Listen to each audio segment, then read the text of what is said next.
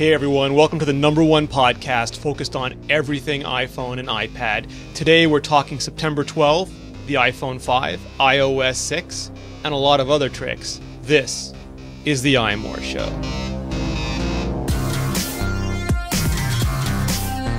It's August 8th, 2012. I'm your host, Georgia, from iMore, and joining me tonight is the designing mind behind Bjango, Marc Edwards.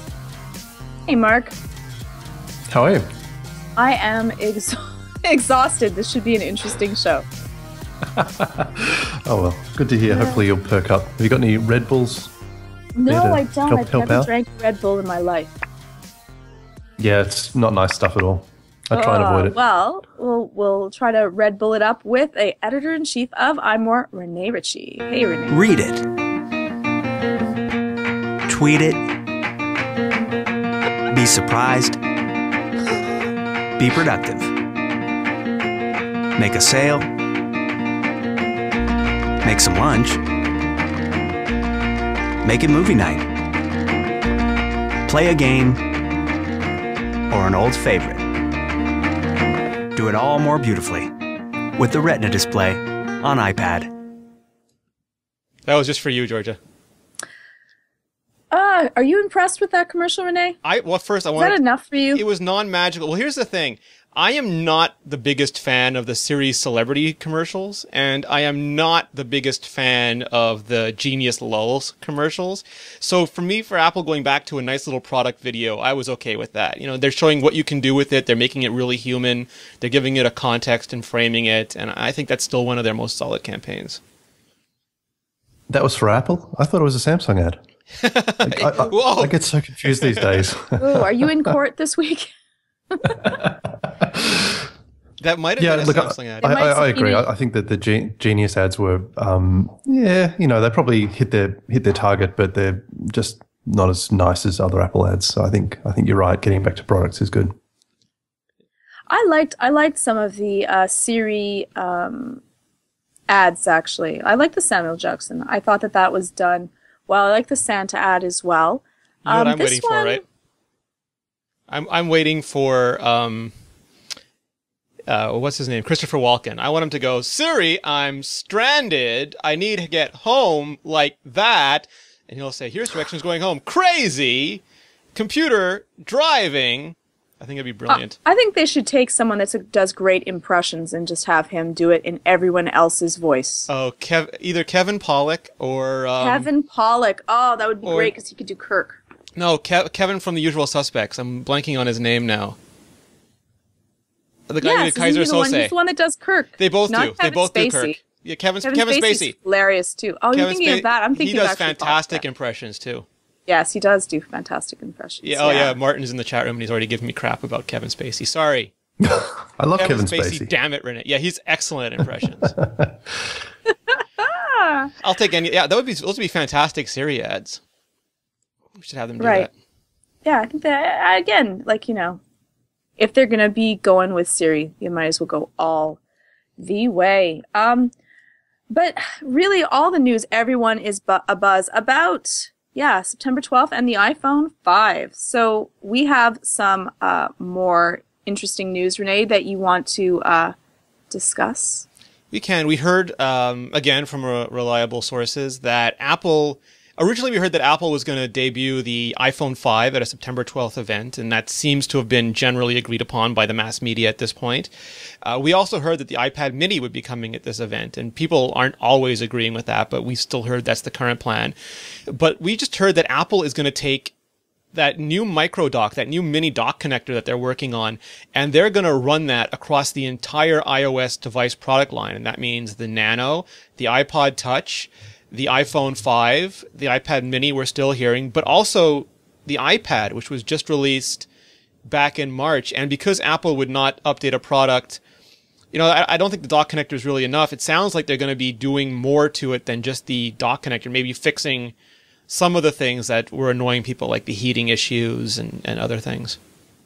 So you actually think there is a new iPad as well? And then what happens? What happens in March? There is a new iPad. So some people, I think iLounge said it was going to be iPad 4.1. I have not heard that. I do not believe it's the 4th generation iPad. I believe it's a fixed up 3rd generation iPad, and the 4th one will still come in March. But last year, Daring Fireball, John Gruber, TechCrunch, MG Siegler, and iMore, and we also heard that Apple had the iPad 3 ready before the holidays and waited for supply pricing to be better. So it's ready. It sounds like they're considering doing the whole product line, which would be crazy. They've never done that before, but it could be good to go this September.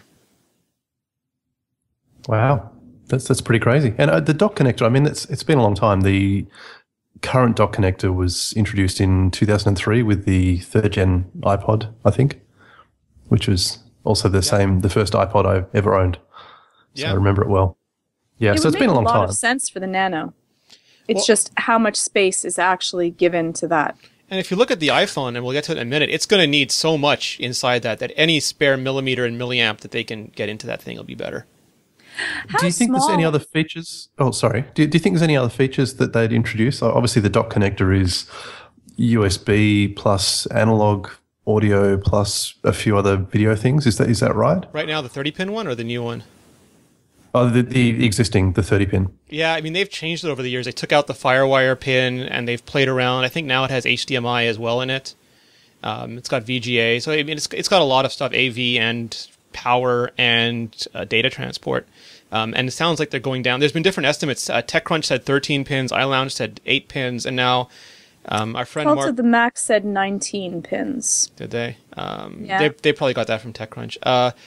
Our friend Mark Gurman from 9 to 5 Mac went hacking around in iOS 6. Like, he likes to put on his diving suit and go into the code. And he found a reference, I believe his was 9 pins. And that's actually in the code, and it's in cross-device code, which makes me think maybe they are doing the whole line with it, which would be interesting. Well, I'm going to ask a question, Rene, because I don't know this much about it. But so the pins are of uniform size. So that would mean that if it was, say, 9 pins, it was be 1/3 of the size of what it is already. Like, does that relate or not? Could it be really, really small and still be 9 pins? From the casings we've seen, it's really small. I mean, it looks like a MagSafe size. We haven't heard that it is actually MagSafe. And MagSafe doesn't transport data the way that Apple needs to transport data with an iOS device. But it could be around that size, and that's much smaller than the current ginormous.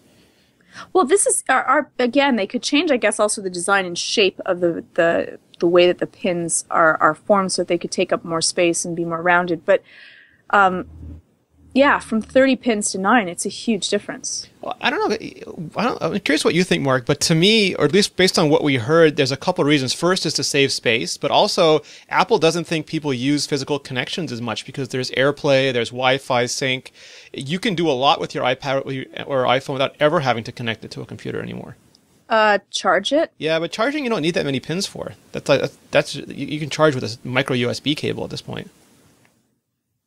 But what does that have to do with the size? Or a MagSafe, I guess. I mean, that's, I don't know, is it 4 or 5 or something pins the MagSafe has? So it's really, if charging's the primary concern, then there's 4 pins. There's really not that much need for all those pins. And maybe they're just going purely data now. Okay, I'm gonna ask the stupid question again, but what do the pins actually make a big difference? Is having 30 pins better or faster for certain things? Is there really a necessity for this? Will it make me slower to do a large update in comparison, or does it really not matter? You're certainly getting outside my expertise, but sorry. Obviously, doing more things in parallel means you end up with wider bandwidth. Excuse me. So I know a USB is serial.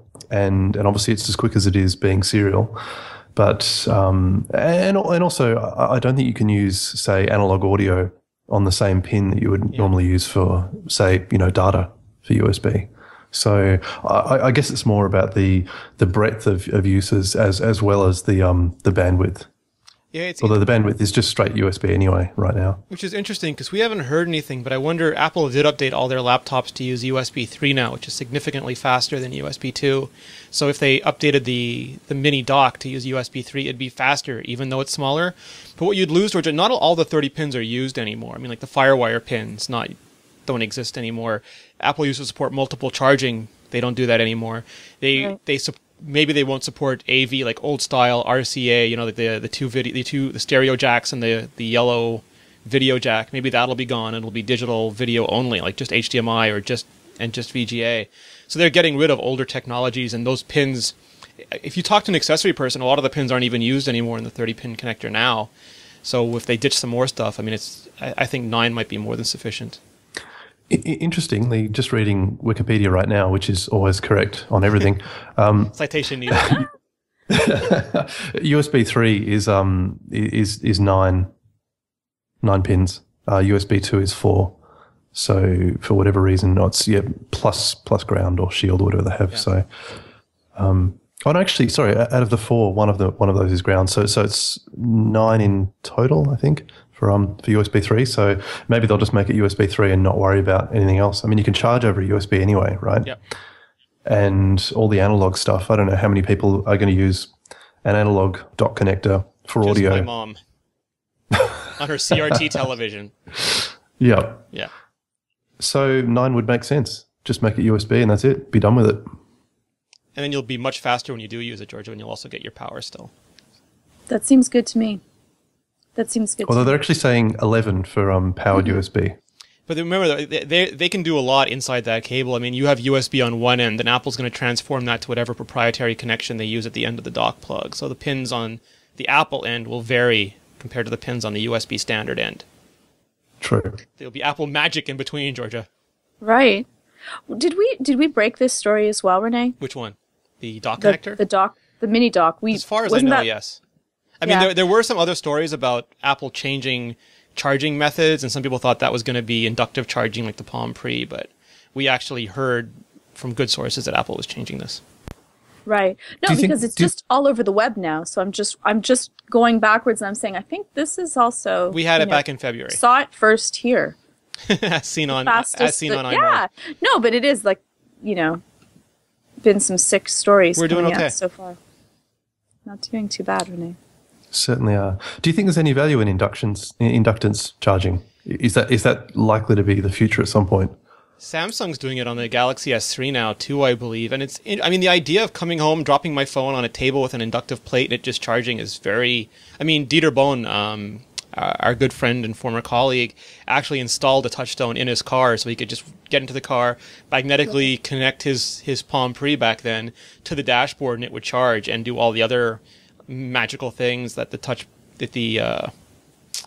touchstone would do. And I would love that future. I love the idea. One is just because I wouldn't have to worry about. Hopefully, they would. All cases would be able to work without having to have. They'd have a little space. Naked if they phones. would figure some. Pardon me? Naked phones. But what about having it just sitting out? Like, what is it giving off to inductively charge?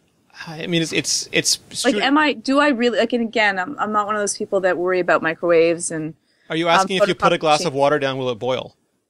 Is that your basic question? Exactly. I do not believe so. No, no. What exactly is it giving off? There's two kinds. The Palm Pre uses a different kind than the Samsung Galaxy S does, and I'm not smart enough to actually be able to explain the differences right now. But I believe it is shooting power through the contact. But I don't believe it's going to make us grow 3 eyes. So it's not going to give me popcorn from like kernels, and it's not going to give me a 4-headed baby. If you have rare earth magnets embedded in your fingers, you might detect a tingle. That would be awesome. Yeah. That's all. I think it's fairly localized, isn't it? It doesn't really go very far. But the other issue is it's not very efficient, and that's why we haven't really seen it used more widely. But then again, if we've got like a MagSafe style dock connector that's maybe a lot flatter and it's easy to sort of insert, and it's magnetized as well, so it kind of snaps into place anyway, then you could casually sort of throw your phone into a dock anyway, and it would sort of find the right place. Which is actually a really good point, because the dock, it does take a good amount for the docks to put it in, whereas comparison to charging off my laptop magnetically, it's fabulous. And if some kid comes running around the floor, it hits your cable, your phone goes flying, whereas your MagSafe just pops off. Yeah, it's awesome. Yeah. It's just a really nice feeling, and to have that would be great. Yeah, I would be all for that. No, I mean, like you think about the dock connector, and it seems like you've always had it, and why would Apple change it? And oh, damn, all your accessories aren't going to work. But it is large and yeah, cumbersome. it's out. Apple has changed almost every other interconnect, I believe. They've gone to Thunderbolt on the Macs. They've got to USB 3 on them. I mean, they've changed almost everything but the dock. The dock is a dinosaur. I am okay with them ditching the dock. That's on the record. I think I'm ready for it. I'm kind of excited. Again, a whole bunch of accessories. I'm gonna have to buy some, but adapters. You'll have to get that's fun. You'll get a bag full of chips, like adapters, like a bag full of chips. Right. Exactly.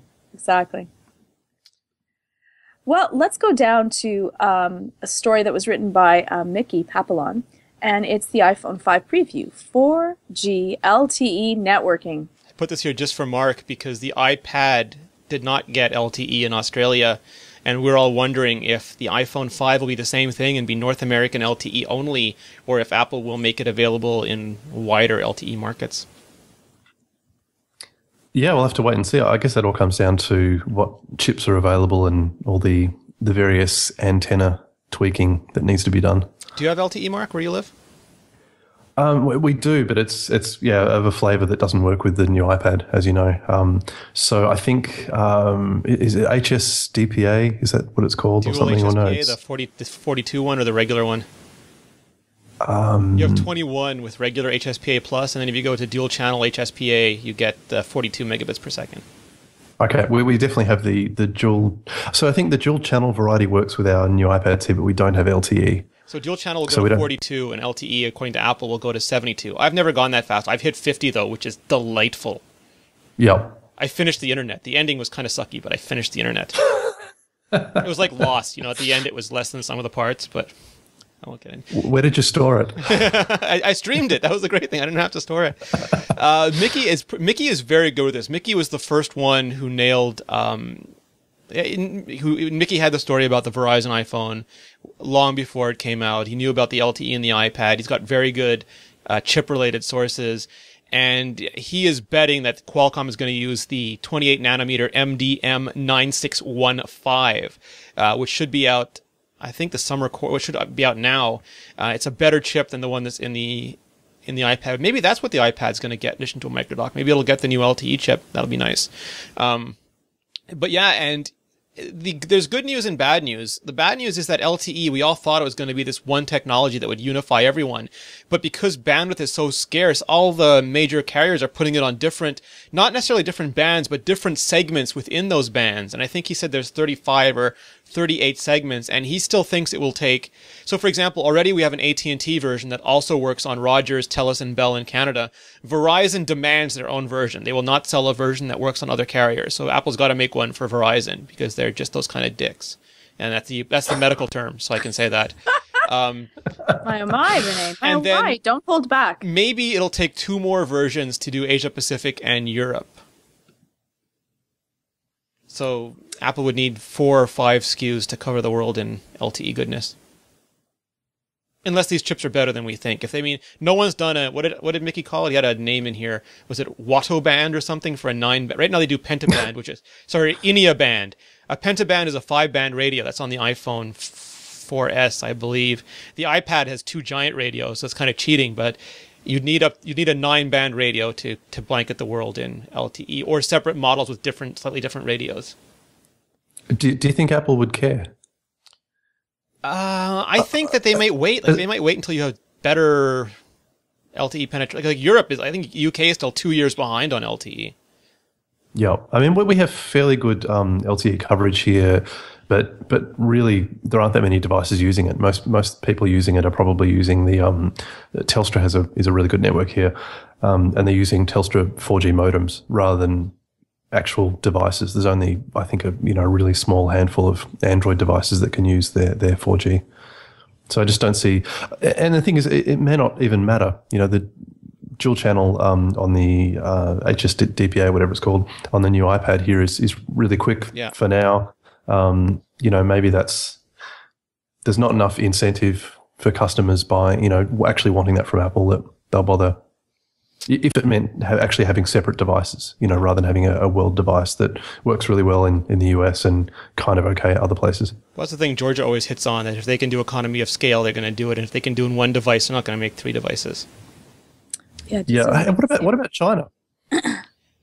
China usually, I don't know China's full LTE story, but Apple usually has longer regulation clearing periods in China, and by then, who knows? I don't think they've done, they've taken things out for special Chinese units before, but I don't think they've done unique versions yet. Yeah, because that feels like, China and other emerging markets feel like they may be enough incentive for Apple, whereas I doubt Australia is. No, come on, Mark, you're there. Apple knows you're there. Apple wants you to consume 3 as fast as possible. Well, yeah, Sprint is still rolling out LTE. Sprint is way behind. They got distracted by WiMAX. So, they don't even have an LTE iPad on Sprint yet. So they're another wild card in this. Interesting. What else you got for me, Georgia? Okay, well, let's talk a little bit about iOS 6. We've been talking a lot about the dimensions of the next-gen iPhone. And Ali, she went through some of it and discuss the scalability to maybe 640 by 1136. What exactly it could be. Yeah, long, squishy phone, not really for me. I'm thinking, I don't know, it's going to take something for me to get. You said you wanted a bigger screen last week. I'd like to have a bigger screen, but again, not a longer screen. I would like to keep it a little bit. I would love to have a phone that's a little bit thicker so I could keep my 4:3. Same aspect ratio. Horrible.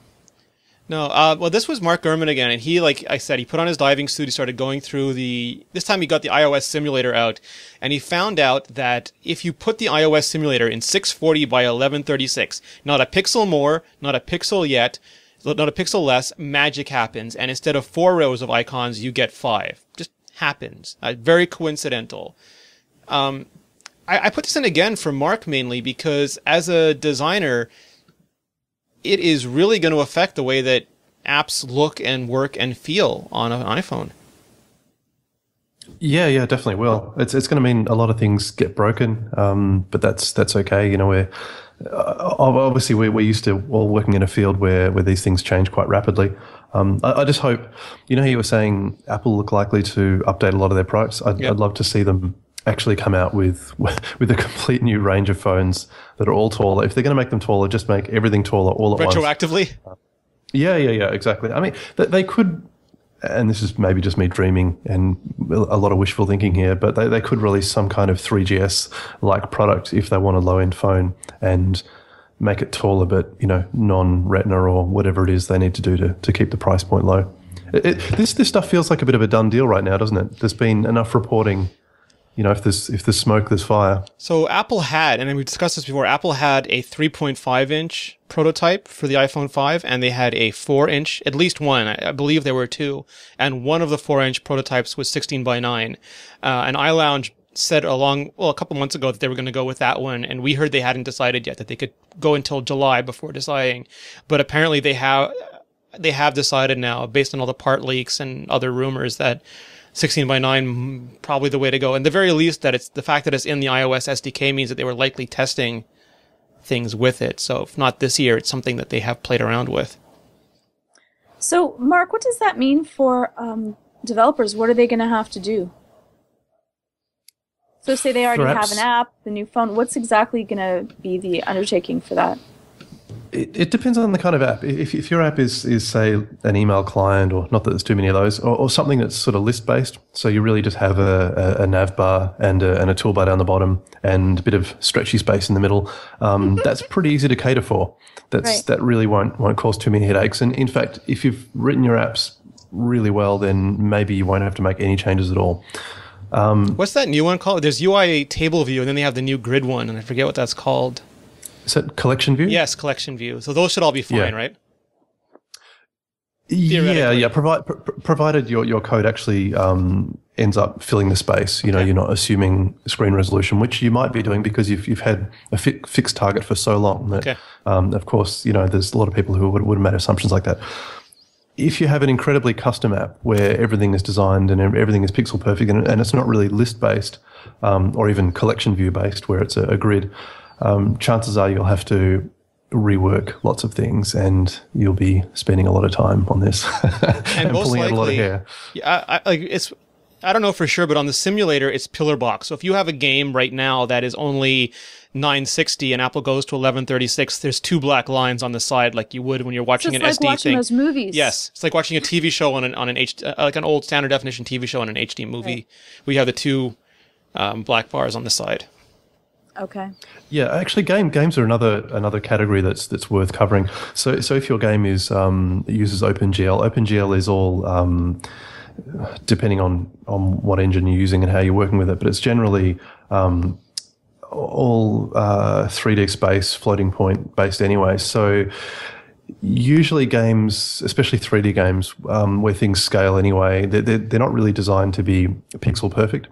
So a lot of the time the view is just, it's really quite easy to build an iPhone game and then scale it up to an iPad or iPad game and scale it down. So for OpenGL games that are using 3D engines, then this shouldn't be too much of a disaster for them. They should just have to make a few minor tweaks and hopefully be mostly okay. Like in movies when they crop the top and bottom off to make the aspect ratio.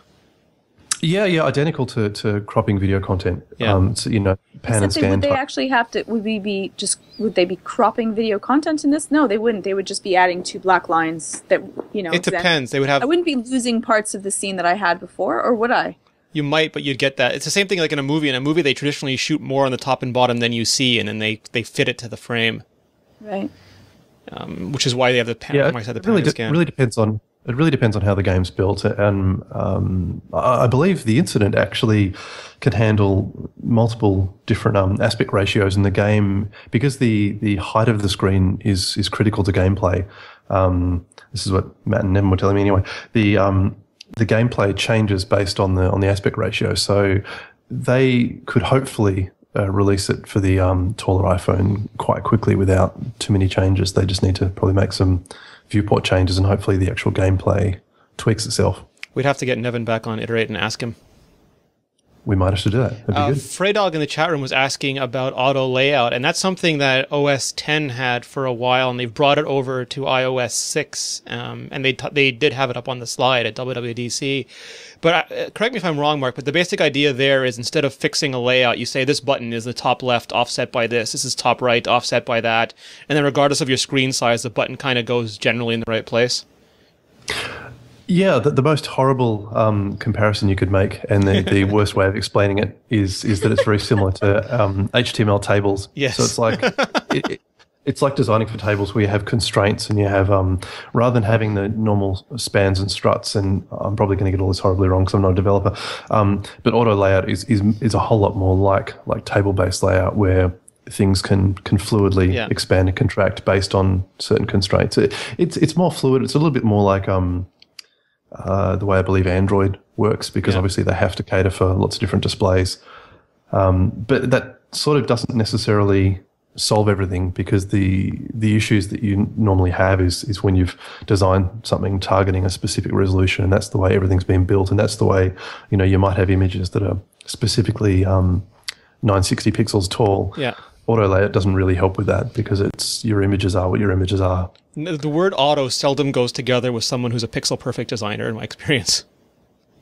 Yeah. So I think that the real issue here is going to be not necessarily modifying apps to cater for 1136 tall. The issue is really going to be supporting 960 and 1136 for the next 6 years. Yeah. That's the bit that's going to hurt. Yeah, Georgia, that means you won't be getting your bigger screen for a while. It's gonna go to 4 inches and stay there. But you'll have an iPad Mini that you can use like a phone as long as you install Skype on it. I'm excited. I think I will definitely be getting one. Nice.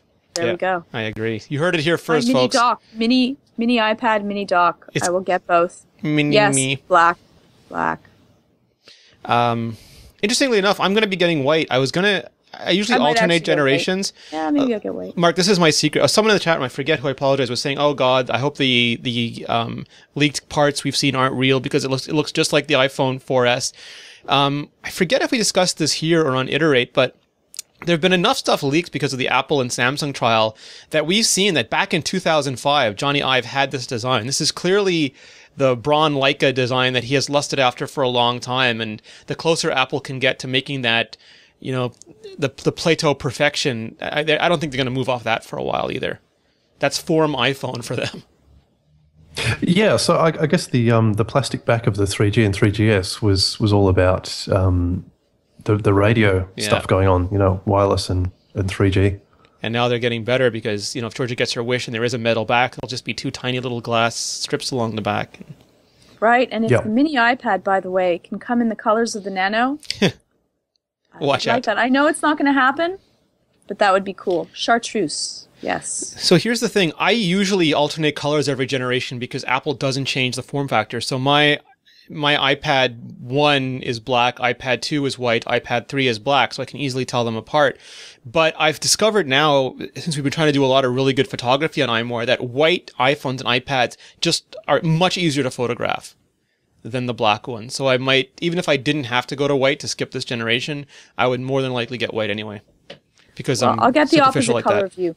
So if you get white, I'll get black. And if you get chartreuse, I won't get chartreuse, I promise. Awesome.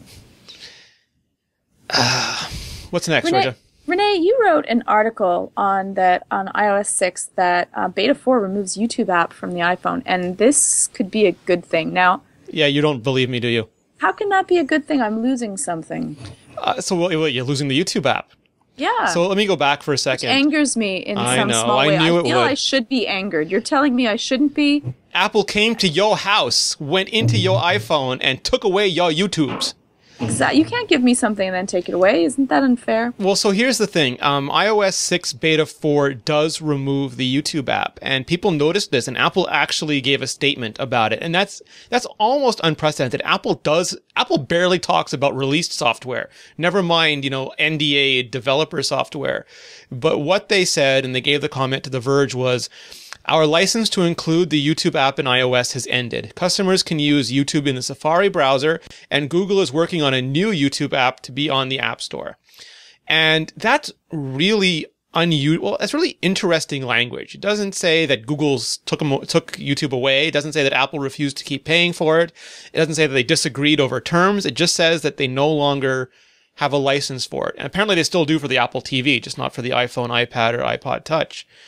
So that's curious. Should we talk about that a bit, Georgia? Because that's just a curious way to put it. Yeah, for me. I don't even. Again, I'm not really sure how this goes, but you would. Like, so they had a license that would work for a certain period of time, and then after that, just like Netflix, they would have to resubscribe. So, I mean, Jerry Hildenbrand from Android Central doesn't understand this because he believes that Google provides a free API and everybody can use it. My understanding is that's okay. Like, it's like a lot of APIs. It's okay for anyone to use them for free, but when you start hitting them at scale, that's not okay. Like, Apple had to go talk to Facebook.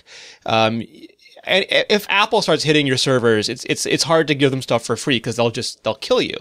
And also, Google likes to give ads on YouTube, and Apple wasn't letting them put ads in the YouTube videos. I don't know if you notice when you go to youtube.com, you'll get pre-roll ads and all sorts of things, and you never ever get those in the iOS YouTube app. So here's a question for the two of you: who was paying who? Is this deal better for Apple? So were Apple paying Google, or were Google paying Apple? Yes. So I'm not exactly sure what the money is, but and Nilay Patel from The Verge wrote this up very well. This is good for Google and good for Apple, not necessarily good for us. I mean, Apple has been trying to get rid of Google from the iPhone as much as possible, and this gets another part of Google off the home screen. And it means that if Georgia wants to watch a video, the YouTube app is very easy. She just hits it and she watches it. But now there's no YouTube app. She might hit videos or hit iTunes or go to a website instead. She'll have to actually go to youtube.com or go to the App Store and download YouTube. So it takes much more action on the user's part to get it. It's good for Google because they'll be able to chock their app full of ads, you know, that Apple wouldn't let them do. But at the end of the day, it might be better for us because the problem with the Apple Google apps and its Maps and its YouTube and its other stuff is that they were crappy apps. The Android version of Maps far outpaced the iOS version. They had free turn-by-turn navigation, vector-based tile. They had so much stuff that was way better than what we had. And the YouTube app, much better than the iOS app too, because not only did they have to wait for Apple to do the interface, but Apple would only update them when they updated the entire iOS software stack. But when something's in the App Store, you can update it whenever you want. So the odds are, Georgia, it's going to be a pain in the ass for you, but you'll get a better app in the long run because of it. Well, Though the it doesn't YouTube app actually, was it doesn't actually guarantee that I will get a better app. I'm going to have an app which will probably perhaps have ads, but doesn't mean it's going to work any better. It'll use, like, for example, people used to have to go to the YouTube website to get high def videos. And there's all sorts of things that Apple just didn't I'm not really going update to download quickly. high def videos from my But phone. well, if you're on Wi-Fi and you don't want to look at a crappy pixelated picture, but you're right. I mean, it sucks in a lot of levels, but you will theoretically have more options and a more frequently updated app. Sorry, Mark, you were going to say?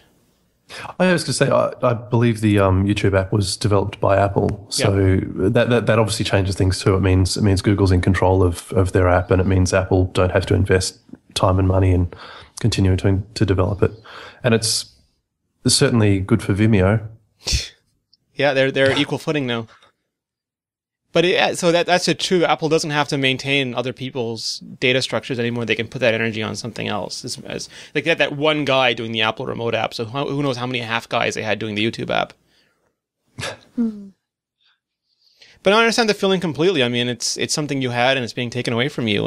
But that's when you're dealing with other, I think that's part of the reason Apple is pulling so much of Google out, because if you read about what happened with Maps, they were in a huge argument with Google too. Apple wanted the free turn-by-turn stuff, but Google said you had to take latitude, which you hate, Georgia, because it tracks you everywhere you go. And Apple didn't want that. So they didn't get turn-by-turn. And then they didn't get the vector maps. Who knows why?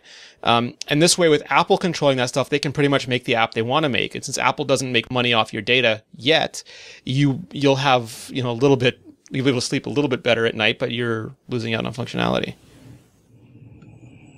And obviously, Maps is more important to the platform than YouTube. I mean, it's something that's integrated a lot more tightly into the OS. Whereas YouTube really isn't it's not such a big deal if you have to, download a different app and maybe paste a URL or something like that. Well, it'll work. I mean, the built-in player, as far as I know, is not going anywhere. It'll still just pull HTML5 video. And that's interesting too, because when the YouTube app wasn't on the original iPhone. When Steve Jobs showed it off in 2007 at Macworld, there was no YouTube app. It was announced shortly before the iPhone launched. It was like a bonus feature. And back then it was really hard to get video. I mean, when you guys remember the Palm Pilot, and there was Core Player, and I forget what the other one was called, but Komodo, something like that, Player. It was really hard to do video over the internet. And the YouTube player solved that because YouTube was really the only video source. It was built right into your phone. But now there's tons of video in HTML5. It's just growing. We have lots of sources, and it can just become an equal citizen with the rest of the online video. Yeah, and didn't YouTube have to re-encode all their videos for Apple TV using H.264, and then obviously the iPhone came out and had H.264 hardware playback. So yeah, like you said, it's a different situation now. That things are the entire landscape has changed significantly since the iPhone came out.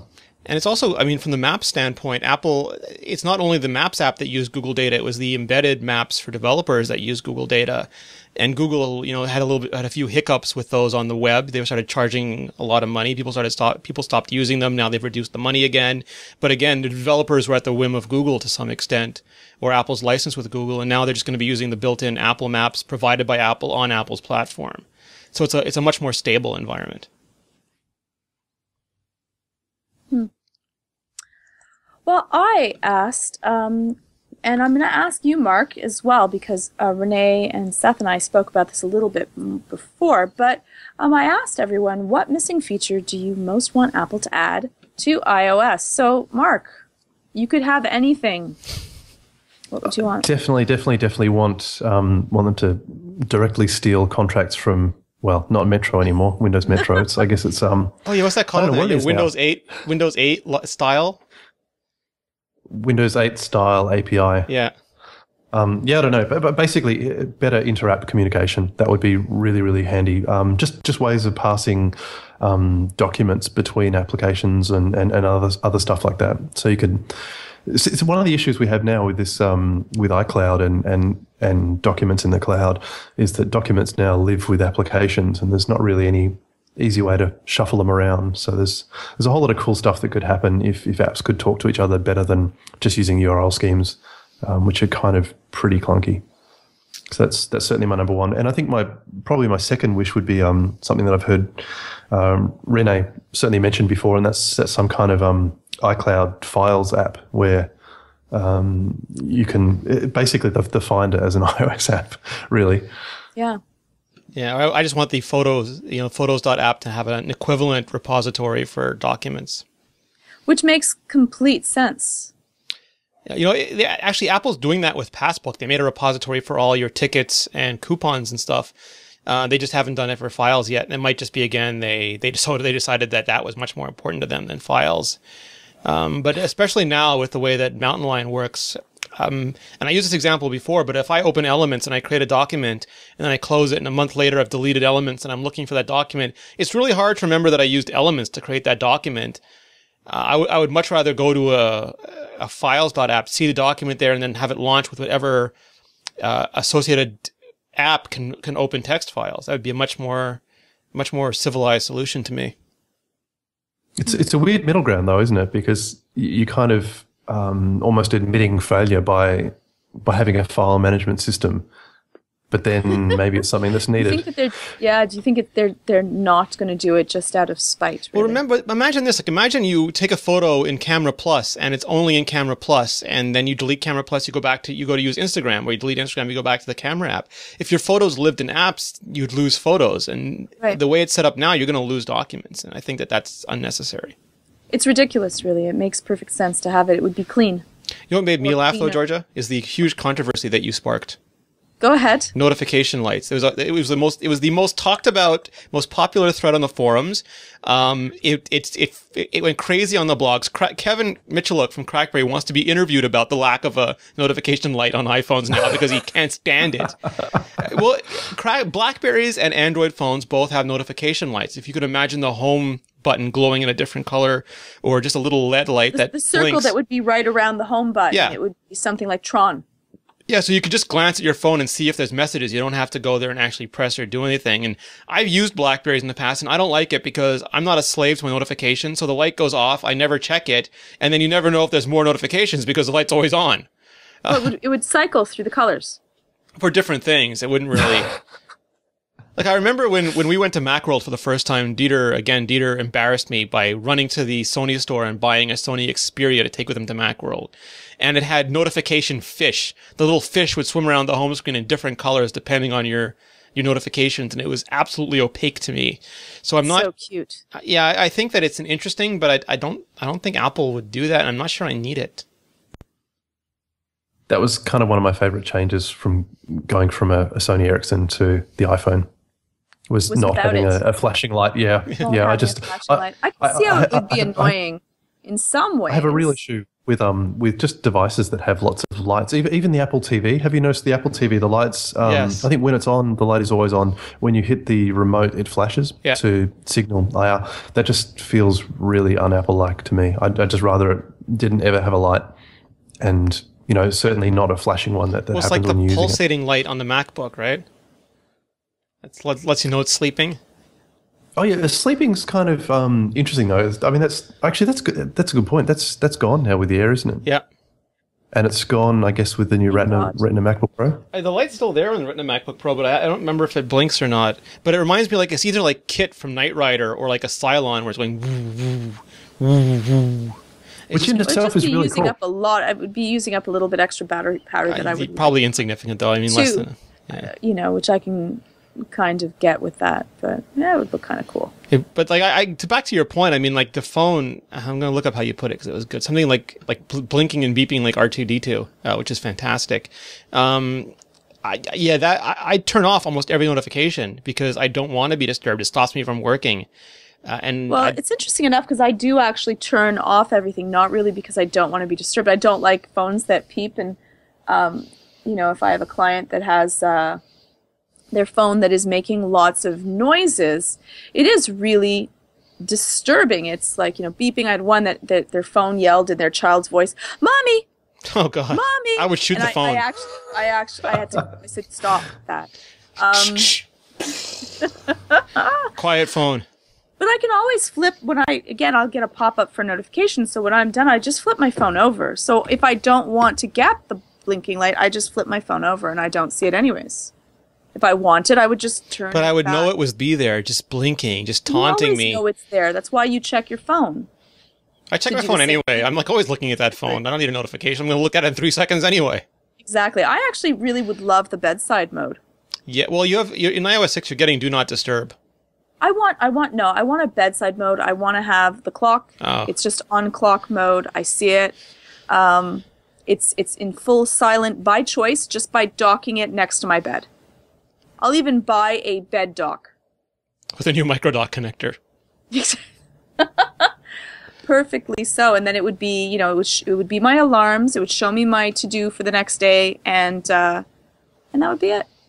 All right, can I transition us to the less happy news? Oh, okay, sure. So, I mean, this is an important story, and it certainly got a lot of attention. But I'll just introduce it as quickly as possible. So, Matt Honan is a writer for Wired, and over the weekend he got hacked in an especially digitally brutal fashion. And the gist of it is someone managed to get access to his accounts. They wanted his Twitter handle. He has a Twitter handle at Matt, M-A-T, and they wanted a 3-letter Twitter handle. So to get access to his Twitter handle, they hacked his Gmail, his Amazon, his iCloud.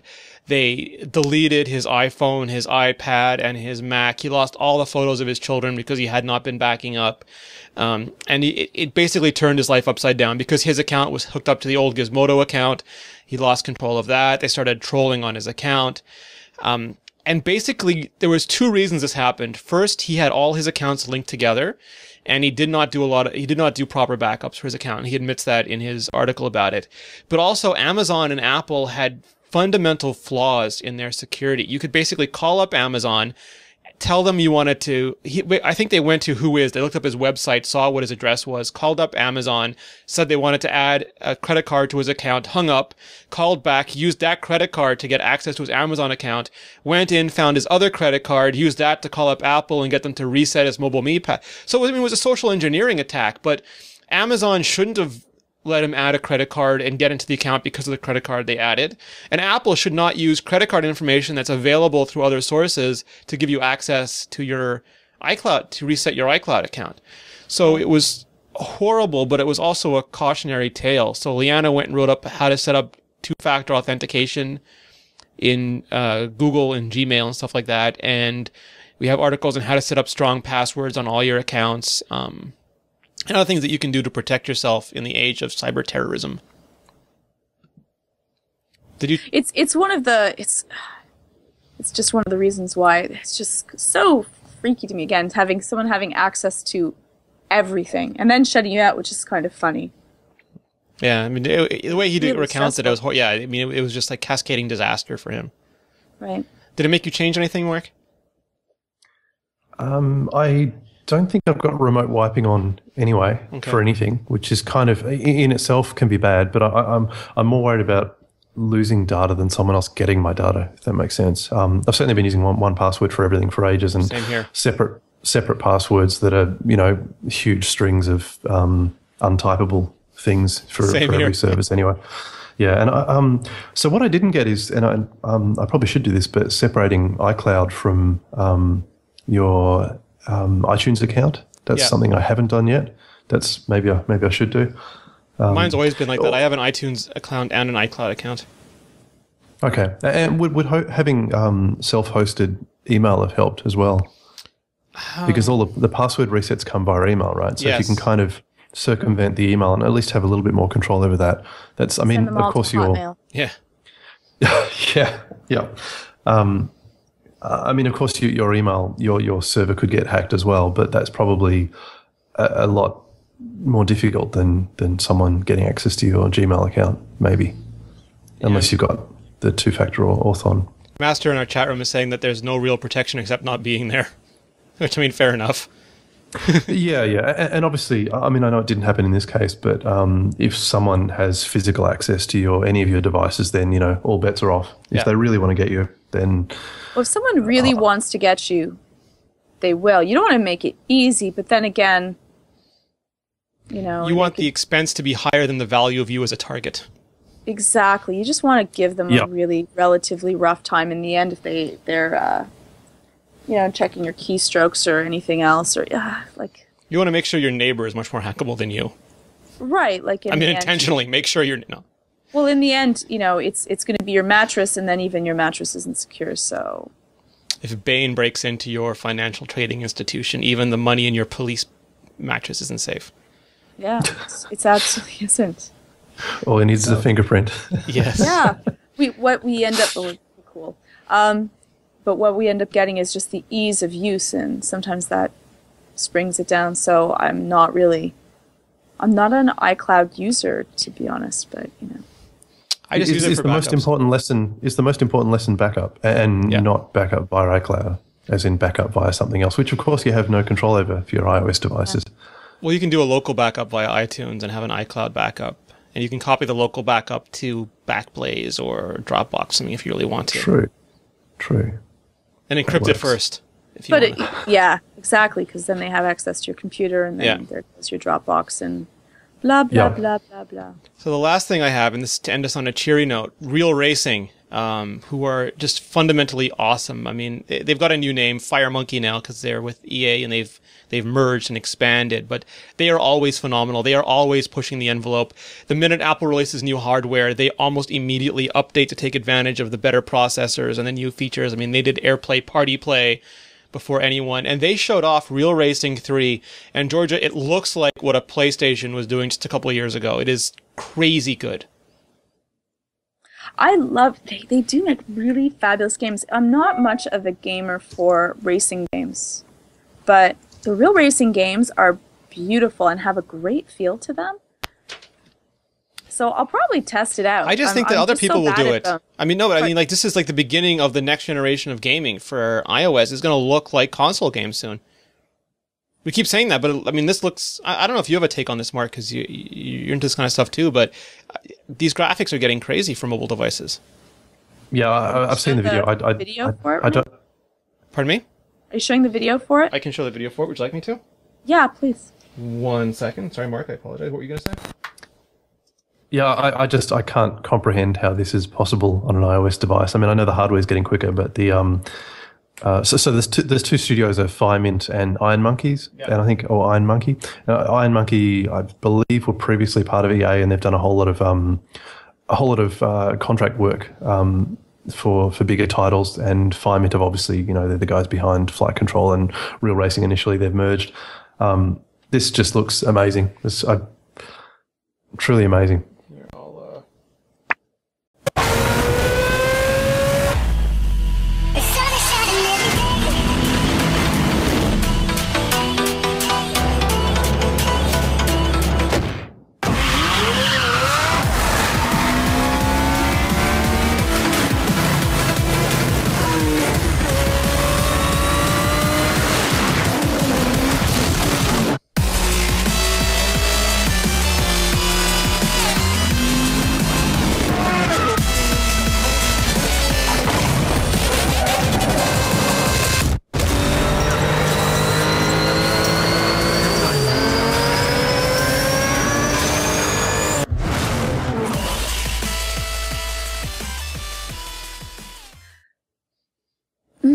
The music, I don't know. Well, that's just the music. And this is also pre-alpha footage. That music kind of, it was, I don't know. It was very 8-bit music.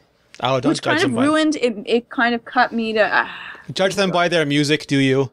I do. It kind of, the entire package. Well, right, that you Mark? should not. The entire package. That was pre-alpha. I mean, that was pre-alpha graphics. I want to know what they're going to look like when they're finalized, but I'm so far really chuffed. It's insane. It's a weird future, though, because it seems like consoles, the whole business model for consoles was to not update them very often, and therefore, it makes it easier for developers to make the most from the platform. And certainly for AAA titles, they can invest whatever it is, 2-3 years on building titles, and that all works. And with it, how do you pronounce it? Yes, the Android, yeah. Yeah, and obviously iOS and just other devices of the same ilk, the hardware is getting quicker. And as we've seen, Real Racing 3 is possible. So and AirPlay exists, and I'm sure Samsung have something similar, don't they? Identical. And obviously, yeah, identical. And obviously Google's heading down that path too. And it seems like there's a whole lot of Xbox Live tie-ins for Windows Mobile. So it seems like these devices are going to be the game consoles of the future. The real thing in question now is probably the input method. That's the real thing we're losing out on. Brains, Mark, are going to be directly mind bulleted. Yeah. Obviously, it opens up for different types of games, like the Wii did. Yeah. But, I guess that's the thing I like about the Wii is the actual controller looks really good from what we've seen. Jonathan Fingus from Engadget, Georgia, is taking issue with the music, and he's telling you that this is Rusko Everyday Netsky Remix drum and bass with a dash of dubstep. Yeah. Not feeling the dubstep. All right. Like it all depends, of course, on the gameplay. The music will fall away, but if you have I'll say it, that wasn't Final Fantasy for me. Oh, well, wait. I mean, when we get the next generation hardware, we will start seeing the next generation of what is it? Music to go with. No, games. the Unreal engines and everything update and take advantage of it. And I think we're going to have some pretty amazing graphics coming up. That's just and it changes the playing field too. It also means the kinds of developers that will be creating the hit games will be probably larger. Yeah, and there probably will be more. If they can monetize, Mark, they're not going to do it for 99 cents an app. No, but maybe they won't need to. Maybe they will charge more. Don't know. Real racing is a few dollars, isn't it? Yeah, I mean, it started off at $10. I don't think it's held that. Right. All right. Well, I'm going to let Georgia get her bah humbug moment in there. I won't take it away from her. No, yeah, Again, yeah. I have to play it. I'll play it, Yes. and then I'll let you know if I change my mind. But any game that I'd be thinking about playing on my accordion, It's not polka. I don't know. It's a little All right. 8-bit to me. Georgia, where can we find out more about you? You can hate me on not loving the music there on @Georgia TIPB on Twitter and of course on the website. Which website? Oh, iMore. Of Nice. course. All right. Mark, where can we find out more about you? I'm Marc Edwards. That's Mark with a C on Twitter or Bjango.com for all of our apps. Nice. And also the Iterate podcast with you, Rene. Nice. And we recorded Luc Van Daal and Thomas Unterberger on Monday, and I will edit that guys. they were fantastic.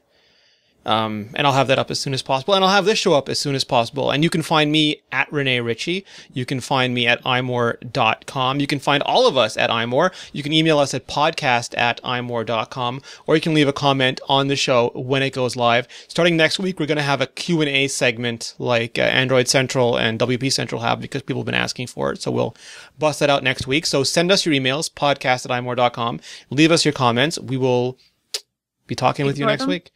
No, stop that. That's not how you incentivize an audience to cooperate with your new initiatives, Georgia. They know we answer back. We have been known for being people that will answer a great preponderance of everything that comes in, and we read it. Actually, we're known as instigators, people who do evil things like ask about notification lights or bigger screens. I'm the you can just say it straight out. I'm the instigator. I'm the rabble rouser. I'm the one that always goes against the grain. Yes. Fine. She's our resident Samsung. Ouch. Yeah. Ouch. Though I really did like it. I'm still thinking about the water waves. Oh, yeah. Georgia went to look at the Samsung Galaxy S3 because TELUS had it in. And those come from Palm, though. I mean, like, Georgia there's a lot about the Galaxy S3 that came from WebOS. So people like the inductive charging, the little water waves, the ergonomic shape. Samsung acted like they made all that, like they created all that at the event. It was very uncomfortable for me because I love WebOS so much. But You've always liked Samsung better because it's very intuitive. It was nice, except again the water waving, it stopped, so my little Zen feeling ended at some point. It crashed. The subsystem that handles the water movements crashed, and it stopped doing it, and she got very upset. Oh, then I was done with it. I had to leave after that, but I like the size. The size was really nice. Renee, what did you think about the size? Oh, it's way too big. 4.8 is way too big for a phone. I mean, Phil Nickinson's hand barely gets around that thing. It was fine. It was not. 4 to 4.2. I have the smallest hands in existence. They're almost the size of a small child's hands, or probably smaller in some cases.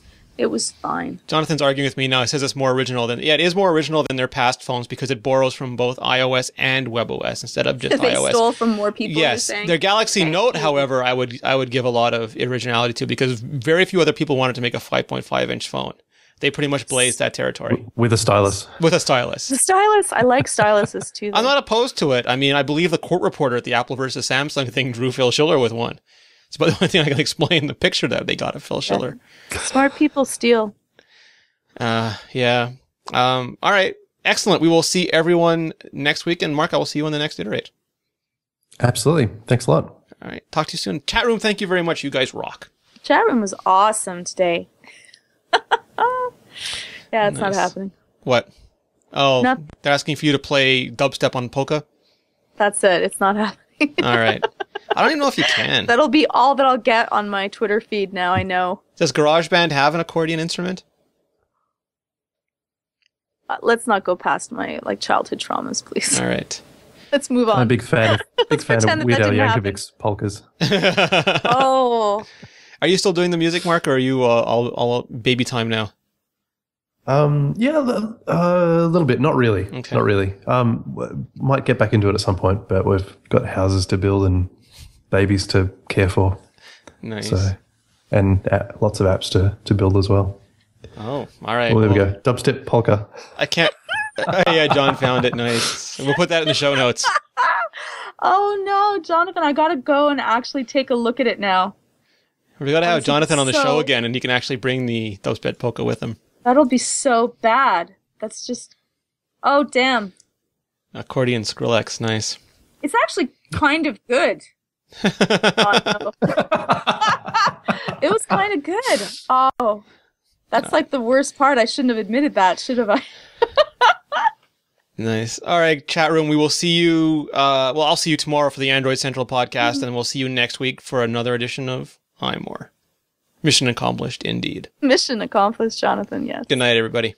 Bye, everyone. Ashley, salute. Good night.